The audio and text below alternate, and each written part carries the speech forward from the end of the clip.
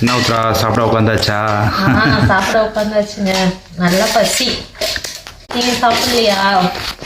நான் தான் வீடியோ எடுக்கிறேன். நான் எங்கே சாப்பிட்றது?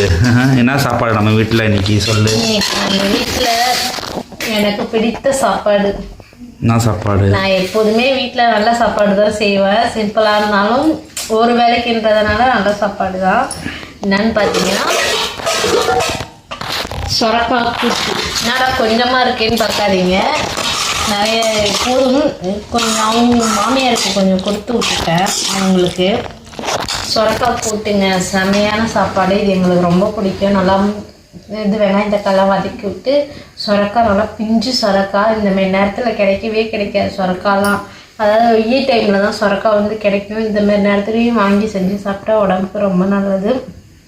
சந்தைக்கு போயிருந்தேன்னா அங்கே சொரக்காய் விற்றாங்க. பார்த்தோன்னே எனக்கு ஆசை வந்துச்சு. சொரக்காய் வாங்கிட்டு வந்து வெங்காயம் தக்காளி பட்டை மிளகா மல்லாட்டை